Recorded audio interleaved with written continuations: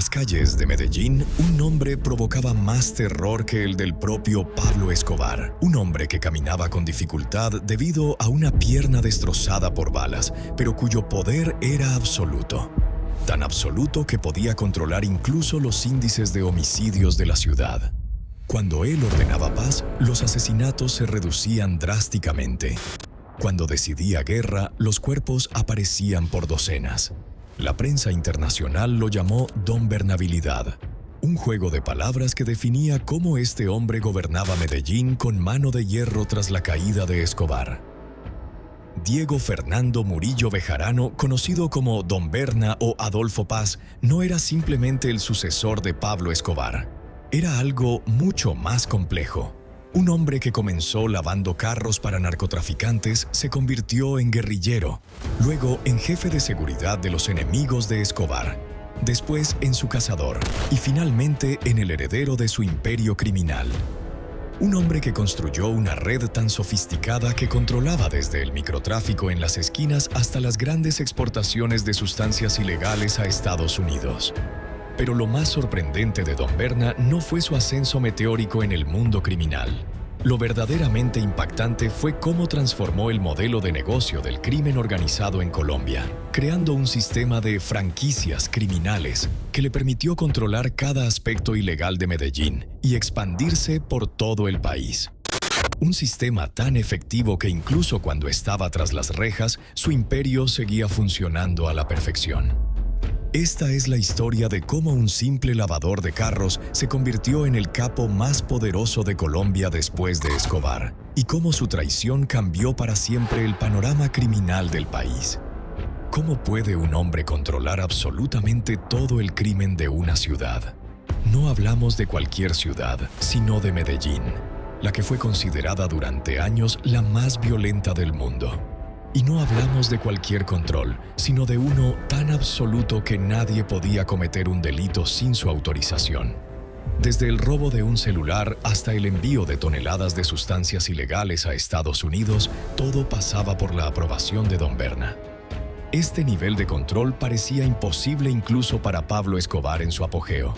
Escobar tenía poder, tenía dinero, tenía sicarios, pero nunca logró el nivel de organización y dominio que alcanzó Don Berna.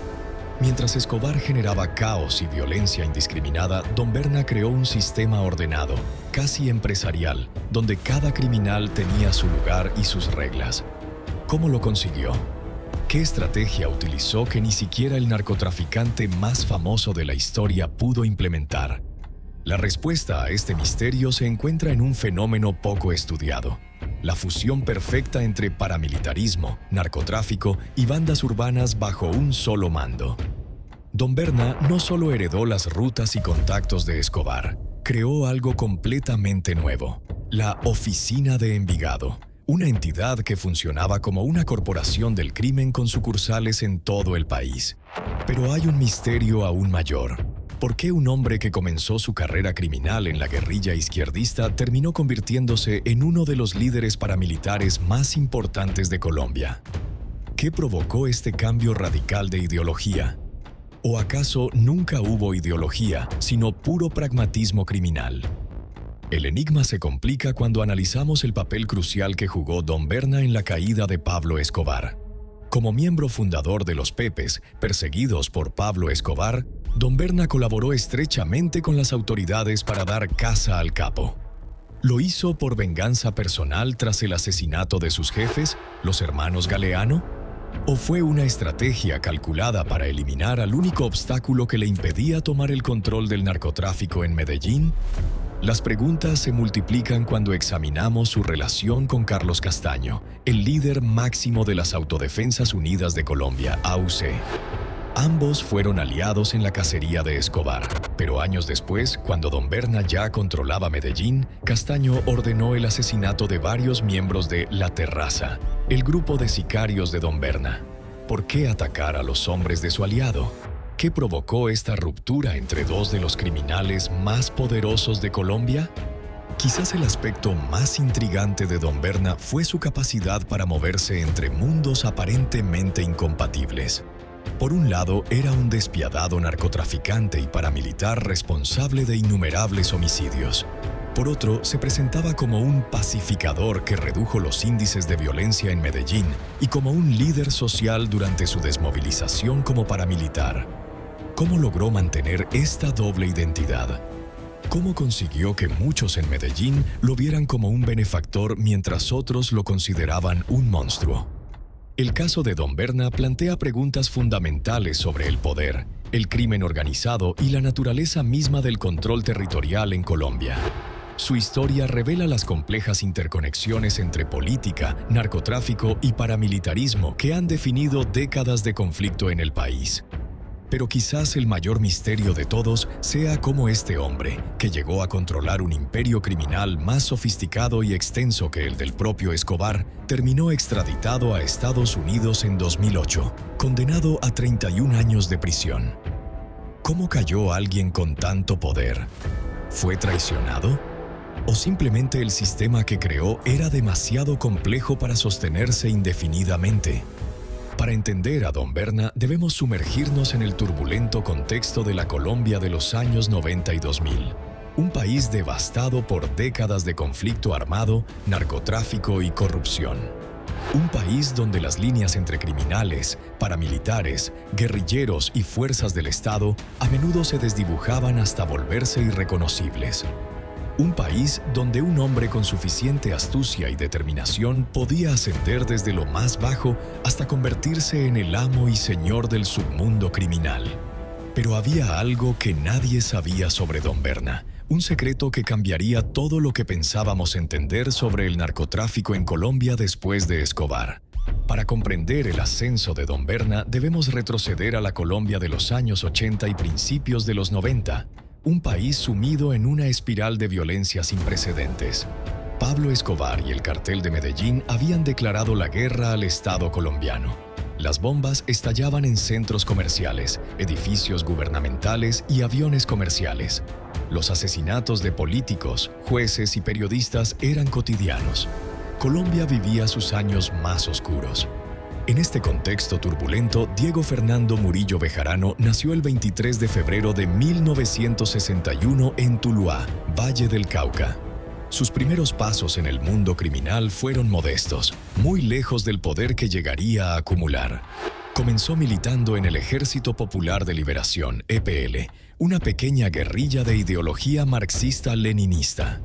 Este grupo sería el punto de partida para varios futuros capos del crimen organizado colombiano, incluyendo a Javier Calle Serna, alias Comba, y los hermanos Usuga. La vida de Murillo dio un giro inesperado cuando fue capturado por paramilitares tras participar en el secuestro de un terrateniente. Todos sus compañeros fueron eliminados, pero él logró escapar. Este episodio marcó su primer gran cambio de bando. Abandonó la guerrilla y se trasladó a Itagüí, un municipio cercano a Medellín, donde comenzó a trabajar lavando carros en una gasolinera propiedad de Fernando Galeano, un importante socio de Pablo Escobar.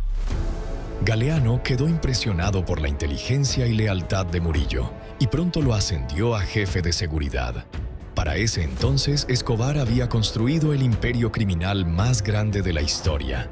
El cartel de Medellín controlaba el 80% del tráfico mundial de sustancias ilegales y generaba ganancias estimadas en $60 millones diarios. Galeano y su socio Gerardo Kiko Moncada eran dos de los lugartenientes más importantes de Escobar, encargados de manejar las finanzas del cartel. En 1991, la situación en Colombia era insostenible. Bajo presión nacional e internacional, Escobar negoció su entrega a las autoridades con una condición extraordinaria. Construiría su propia prisión y elegiría a sus guardias. Así nació La Catedral, una cárcel de lujo desde donde Escobar seguía dirigiendo sus operaciones criminales. Mientras Escobar estaba preso en La Catedral, sus socios, incluyendo a Galeano y Moncada, manejaban el negocio en las calles.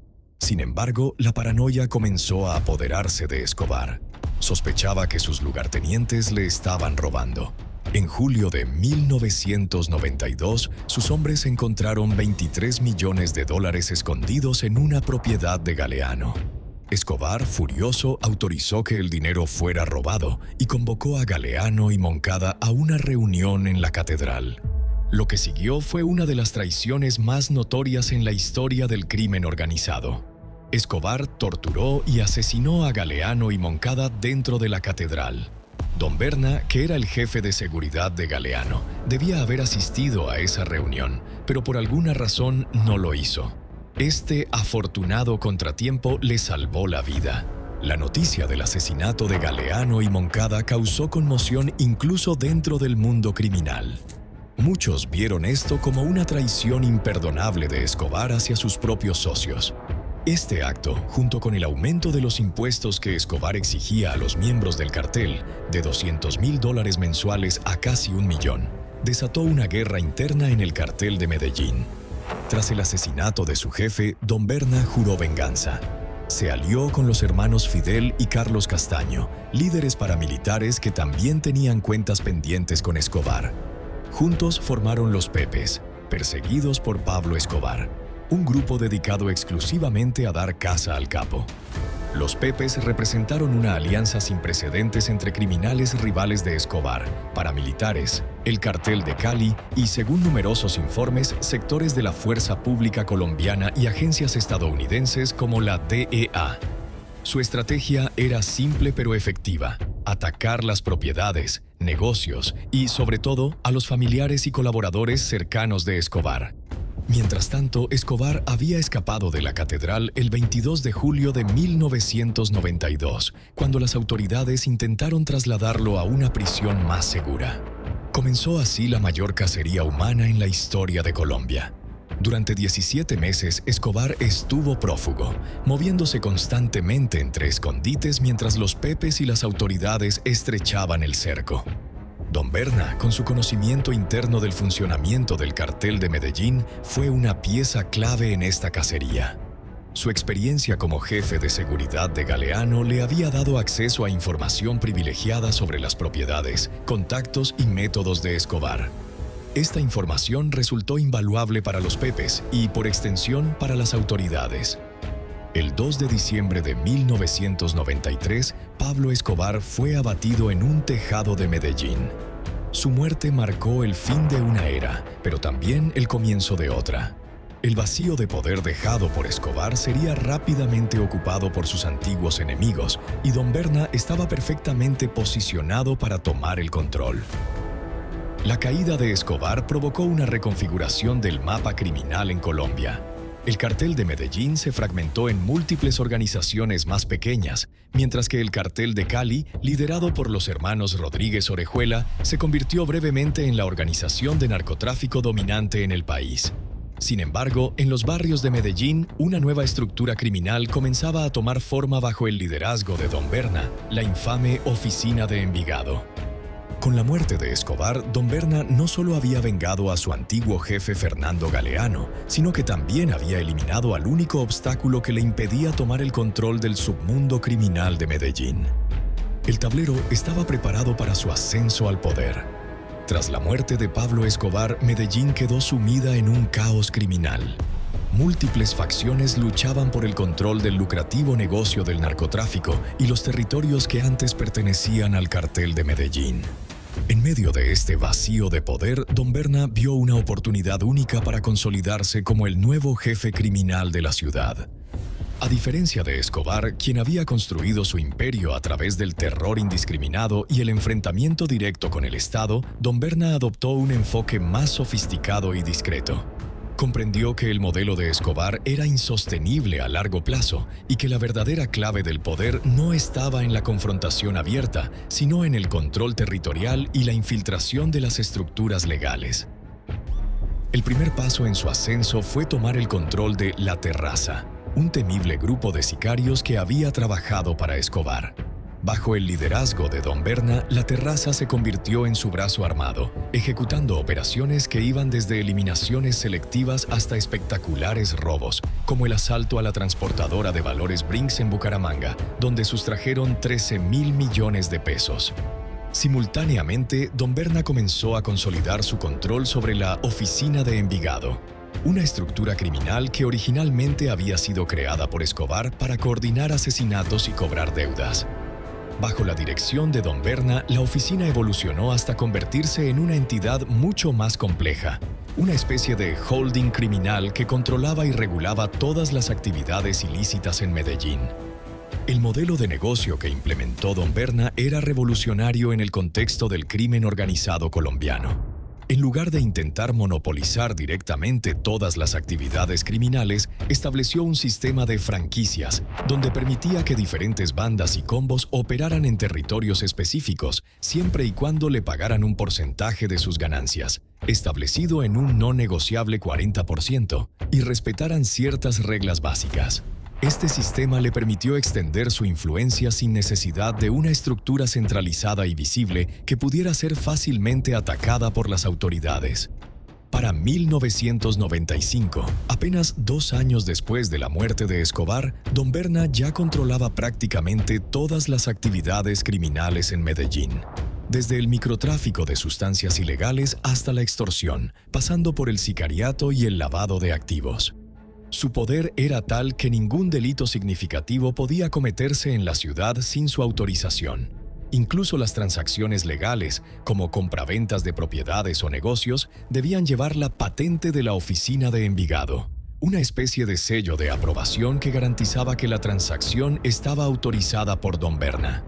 Para gestionar este vasto imperio criminal, Don Berna designó lugartenientes en diferentes zonas de la ciudad. Adolfo León Ospina Montoya, alias Gilo, supervisaba las actividades delictivas en el sur del Valle de Aburrá, incluyendo El Poblado, el barrio más exclusivo de Medellín. Para el norte fue designado El Indio, y para el casco urbano de Medellín, el comandante Orión. Estos hombres eran de su absoluta confianza y se encargaban de que las órdenes de Don Berna se cumplieran al pie de la letra. Sin embargo, el control de Medellín no era suficiente para las ambiciones de Don Berna. A finales de los años 90 comenzó a expandir su influencia más allá de la ciudad, estableciendo alianzas con narcotraficantes del norte del valle y con los grupos paramilitares liderados por los hermanos Castaño. Esta expansión coincidió con un cambio significativo en su perfil público. Si bien seguía siendo un narcotraficante, Don Berna comenzó a presentarse también como un líder paramilitar, adoptando el alias de Adolfo Paz en este nuevo rol. Esta transformación no era meramente cosmética, respondía a una estrategia calculada para legitimar su poder y eventualmente beneficiarse de posibles negociaciones entre el gobierno colombiano y los grupos paramilitares. En 1997, Carlos Castaño unificó diversos grupos paramilitares bajo el paraguas de las Autodefensas Unidas de Colombia, AUC. Don Berna, con su vasta red criminal en Medellín, era un aliado valioso para esta nueva organización. Se incorporó formalmente a las AUC y pronto se convirtió en uno de sus líderes más prominentes, comandando el bloque Cacique Nutibara, que operaba principalmente en Medellín y sus alrededores. La alianza con las AUC permitió a Don Berna dar un nuevo salto cualitativo en su poder. Ya no era solo un narcotraficante con control territorial, ahora era también un actor en el conflicto armado colombiano, lo que le daba una dimensión política a su figura. Esta dualidad, narcotraficante y paramilitar, sería crucial para entender su trayectoria posterior. El año 2002 marcó un punto de inflexión en la consolidación del poder de Don Berna en Medellín. La ciudad estaba parcialmente controlada por milicias urbanas vinculadas a grupos guerrilleros como las FARC y el ELN, especialmente en las comunas populares del noroccidente. Estas milicias representaban el último obstáculo para el control total de Don Berna sobre la ciudad. En octubre de 2002, el Ejército y la Policía Nacional lanzaron la Operación Orión, un masivo operativo militar en la Comuna 13 de Medellín, con el objetivo declarado de expulsar a las milicias guerrilleras. Más de 1000 efectivos participaron en esta operación, que resultó en numerosas detenciones y enfrentamientos armados. Lo que no se hizo público en ese momento, pero sería revelado años después por testimonios judiciales, es que la Operación Orión contó con la colaboración encubierta del bloque Cacique Nutibara de Don Berna. Mientras las fuerzas del Estado combatían abiertamente a las milicias, los paramilitares de Don Berna aprovechaban para infiltrarse en los territorios y eliminar a presuntos colaboradores de la guerrilla. El resultado de esta operación fue devastador para las milicias guerrilleras y extremadamente beneficioso para Don Berna. Con las milicias expulsadas o diezmadas, sus paramilitares pudieron tomar control de los territorios que antes estaban en disputa. Para 2003, Don Berna había logrado algo que ni siquiera Pablo Escobar en su apogeo había conseguido: el control casi total de Medellín. Este control se manifestaba de formas sorprendentes. Don Berna podía literalmente decretar periodos de paz en la ciudad, ordenando a todas las bandas y combos bajo su mando que redujeran los homicidios. Cuando lo hacía, los índices de violencia caían dramáticamente. Entre 2003 y 2008, la tasa de homicidios en Medellín se redujo en casi un 50%. Este fenómeno fue denominado irónicamente como Don Bernabilidad. Mientras las autoridades y los medios internacionales celebraban la aparente pacificación de Medellín, pocos entendían que esta paz era en realidad el resultado del control hegemónico de un solo actor criminal. Don Berna había establecido un monopolio de la violencia tan efectivo que podía regularla a voluntad. Sin embargo, no todo era armonía en el imperio criminal de Don Berna. En 2000, La Terraza, el grupo de sicarios que había sido fundamental en su ascenso, se rebeló contra su liderazgo. El detonante parece haber sido una disputa sobre el reparto de ganancias. Los miembros de La Terraza consideraban que estaban recibiendo salarios de obreros, mientras Don Berna acumulaba enormes fortunas. Esta rebelión llevó a una guerra interna que alcanzó su punto más álgido cuando miembros de La Terraza asesinaron al hermano de Don Berna en noviembre de 2000, en una prestigiosa compraventa de autos en Medellín. La respuesta de Don Berna fue implacable. Con el apoyo de Carlos Castaño, ordenó el exterminio sistemático de La Terraza. La mayoría de sus líderes fueron eliminados y los sobrevivientes tuvieron que huir o someterse nuevamente a su autoridad. Paralelamente a esta guerra interna, Don Berna enfrentaba otro desafío: la competencia del Bloque Metro, otra facción paramilitar que operaba en Medellín bajo el mando de Carlos Mauricio García, alias Doble Cero. A diferencia de Don Berna, Doble Cero era un paramilitar ideológico que criticaba abiertamente la creciente influencia del narcotráfico en las AUC. Entre 2002 y 2003 se desató una feroz guerra entre el bloque Cacique Nutibara de Don Berna y el bloque Metro de Doble Cero. Esta confrontación fue particularmente brutal y dejó cientos de muertos en Medellín. Finalmente, el bloque Cacique Nutibara salió victorioso y el bloque Metro fue prácticamente aniquilado. Doble Cero logró escapar, pero sería asesinado en mayo de 2004, presuntamente por órdenes de Don Berna. Con la eliminación de La Terraza y el bloque Metro, Don Berna consolidó aún más su poder en Medellín. Su modelo de control criminal se expandió más allá de la ciudad, estableciendo oficinas de cobro en otras regiones del país. Para 2004, la oficina de Envigado se había convertido en una matriz bajo la cual operaban numerosas estructuras criminales más pequeñas en todo Colombia. Este periodo marcó el apogeo del poder de Don Berna. Controlaba no solo el narcotráfico, sino prácticamente todas las economías ilegales en Medellín. Su influencia se extendía a la política local, los negocios legales y hasta ciertos sectores de la fuerza pública. Había construido un imperio criminal más sofisticado, diversificado y resiliente que el de Pablo Escobar. Sin embargo, el mismo año que marcó la cúspide de su poder, también vio el inicio de su eventual caída. En 2003, el gobierno colombiano, bajo la presidencia de Álvaro Uribe, inició negociaciones con las AUC para su desmovilización. Don Berna, como comandante del bloque Cacique Nutibara, participó activamente en estas negociaciones. El 25 de noviembre de 2003, el bloque Cacique Nutibara se convirtió en la primera unidad paramilitar en desmovilizarse formalmente. En una ceremonia transmitida por Televisión Nacional, 868 combatientes entregaron 497 armas. Por primera vez, Don Berna apareció públicamente, abandonando las sombras para convertirse en una figura pública en el proceso de paz. Esta desmovilización marcó el comienzo de una nueva fase en la carrera criminal de Don Berna. Ahora intentaba presentarse como un líder paramilitar reformado, mientras secretamente mantenía el control de sus vastas redes criminales. Era una estrategia arriesgada que eventualmente lo llevaría a su caída, pero que en ese momento parecía ofrecerle lo mejor de ambos mundos: legitimidad pública y poder criminal encubierto. El 27 de mayo de 2005, un convoy de vehículos blindados y camionetas con vidrios polarizados atravesaba a toda velocidad las calles de Medellín. En su interior viajaba Diego Fernando Murillo Bejarano, Don Berna, escoltado por un impresionante dispositivo de seguridad. No se dirigía a supervisar una operación criminal ni a reunirse con sus lugartenientes. Su destino era mucho más sorprendente: iba a entregarse a las autoridades colombianas. Apenas unas semanas antes, el 10 de abril, había ocurrido un hecho que cambiaría definitivamente el curso de su vida. Orlando Benítez, un diputado del departamento de Córdoba, fue asesinado junto con su conductor y un asesor mientras se dirigían a una reunión comunitaria. Las investigaciones rápidamente señalaron a Don Berna como el autor intelectual del crimen. Este asesinato no era uno más en la larga lista de crímenes atribuidos a Don Berna. La diferencia crucial era el momento en que ocurrió. Don Berna ya se había desmovilizado formalmente como paramilitar y estaba supuestamente comprometido con el proceso de paz.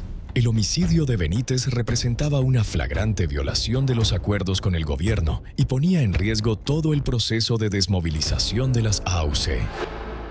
La orden de captura contra Don Berna generó una crisis sin precedentes. Si se resistía al arresto, como muchos esperaban, podría desencadenar una ola de violencia en Medellín y potencialmente hacer colapsar las negociaciones con otros bloques paramilitares que aún no se habían desmovilizado. Si era capturado por la fuerza, sus miles de hombres armados podrían rebelarse contra el Estado. La tensión en Medellín era palpable. Los habitantes recordaban con terror los días oscuros de la guerra de Escobar contra el Estado y temían una repetición de aquella época de bombas y asesinatos indiscriminados. Las autoridades, conscientes del enorme poder que Don Berna aún ejercía en la ciudad, procedían con extrema cautela. Después de días de intensas negociaciones entre emisarios del gobierno y representantes de Don Berna, se llegó a un acuerdo para su entrega voluntaria. Ernesto Báez, portavoz político de las AUC, jugó un papel clave en estas negociaciones, convenciendo a Don Berna de que entregarse era la única forma de preservar el proceso de paz y potencialmente evitar la extradición a Estados Unidos, donde ya era requerido por cargos de narcotráfico. La entrega de Don Berna fue cuidadosamente coreografiada para evitar la humillación pública del capo. No hubo esposas. No hubo imágenes de él siendo introducido en una patrulla policial. En lugar de eso, fue trasladado discretamente a la cárcel de máxima seguridad de Itagüí, donde se le asignó un pabellón especial junto con otros líderes paramilitares desmovilizados. Lo que parecía ser el fin del reinado criminal de Don Berna resultó ser solo el comienzo de una nueva y sorprendente fase. Desde la cárcel de Itagüí y posteriormente desde la de Cómbita, Don Berna continuó dirigiendo su imperio criminal casi sin interrupciones. Utilizando teléfonos celulares contrabandeados, mensajeros y una red de abogados, mantenía comunicación constante con sus lugartenientes en las calles. La oficina de Envigado seguía funcionando con la misma eficiencia que antes, y Don Berna continuaba recibiendo su porcentaje de todas las actividades criminales en Medellín. Su encarcelamiento, lejos de debilitar su poder, en ciertos aspectos lo fortaleció, ya que lo protegía de atentados de grupos rivales y le daba una plataforma desde la cual podía presentarse como un líder paramilitar comprometido con la paz, mientras secretamente continuaba con sus operaciones ilícitas. Esta situación generaba una contradicción absurda. Mientras el gobierno colombiano presentaba la desmovilización paramilitar como un éxito, uno de sus principales líderes seguía controlando un vasto imperio criminal desde la prisión. Las autoridades no podían ignorar esta realidad por mucho tiempo, especialmente cuando comenzaron a acumularse evidencias concretas de las actividades delictivas de Don Berna tras las rejas. En agosto de 2007, investigaciones revelaron que Don Berna estaba dirigiendo activamente operaciones de narcotráfico desde la cárcel, incluyendo el envío de toneladas de sustancias ilegales a Estados Unidos. Estas revelaciones coincidieron con un fallo de la Corte Constitucional colombiana que modificaba significativamente la Ley de Justicia y Paz, el marco legal que regulaba la desmovilización paramilitar. El fallo establecía que los paramilitares desmovilizados debían confesar todos sus crímenes y reparar a sus víctimas para acceder a los beneficios judiciales. Además, dejaba claro que quienes continuaran delinquiendo perderían automáticamente estos beneficios. Don Berna, evidentemente, estaba violando estas condiciones de forma flagrante. Como resultado de estas revelaciones, Don Berna fue trasladado de la relativamente cómoda cárcel de Itagüí a la prisión de máxima seguridad de Cómbita, donde las condiciones eran mucho más estrictas y su capacidad para comunicarse con el exterior se vio severamente limitada. Este traslado fue interpretado como una señal de que el gobierno colombiano estaba finalmente dispuesto a tomar medidas decisivas contra él. Mientras tanto, la presión de Estados Unidos para la extradición de Don Berna se intensificaba. El embajador estadounidense en Colombia, William Wood, declaró públicamente que no existían impedimentos legales para su extradición y urgió al gobierno colombiano a proceder rápidamente con el caso. Las autoridades estadounidenses estaban particularmente interesadas en Don Berna no solo por sus actividades de narcotráfico, sino también por la información que podría proporcionar sobre las redes de distribución en Estados Unidos y los vínculos entre paramilitares y funcionarios colombianos. El 13 de mayo de 2008, Colombia vivió un momento histórico cuando 14 de los principales líderes paramilitares, incluido Don Berna, fueron extraditados simultáneamente a Estados Unidos. La operación, realizada con un impresionante despliegue de seguridad, comenzó antes del amanecer cuando los prisioneros fueron trasladados desde diferentes cárceles del país hasta la base aérea de Catam en Bogotá. Don Berna, quien hasta hacía poco se jactaba de su poder incluso desde prisión, fue esposado y subido a un avión de la DEA con destino a Estados Unidos. Las imágenes de este poderoso capo, ahora reducido a un prisionero más en un overol naranja, dieron la vuelta al mundo. Era un contraste dramático con el líder que alguna vez controló cada aspecto del submundo criminal de Medellín. La extradición de Don Berna y los otros líderes paramilitares generó reacciones encontradas en Colombia. Por un lado, muchos celebraron que estos criminales finalmente enfrentaran la justicia. Por otro, organizaciones de víctimas expresaron preocupación de que, al ser juzgados en Estados Unidos principalmente por narcotráfico, estos paramilitares nunca responderían por los miles de asesinatos, desapariciones forzadas y desplazamientos que habían cometido en Colombia. Una vez en Estados Unidos, Don Berna enfrentó la dura realidad del sistema judicial estadounidense. Sin su red de contactos e influencias y enfrentando evidencia contundente de sus actividades de narcotráfico, su situación legal era precaria.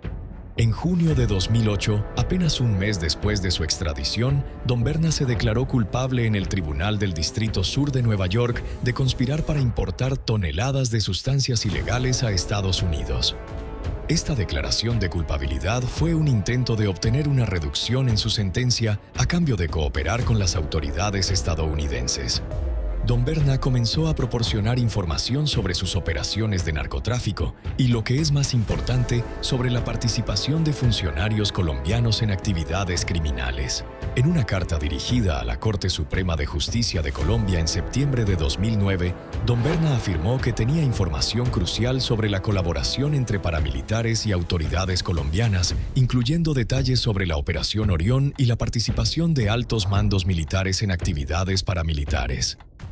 Esta carta fue interpretada como un intento de presionar al gobierno colombiano para mejorar sus condiciones de reclusión o incluso negociar su regreso a Colombia. Sin embargo, estas maniobras tuvieron poco efecto. En abril de 2009, Don Berna fue sentenciado a 31 años de prisión federal en Estados Unidos. La sentencia, una de las más severas impuestas a un narcotraficante colombiano extraditado, reflejaba la gravedad de sus crímenes y su posición de liderazgo en el tráfico internacional de sustancias ilegales.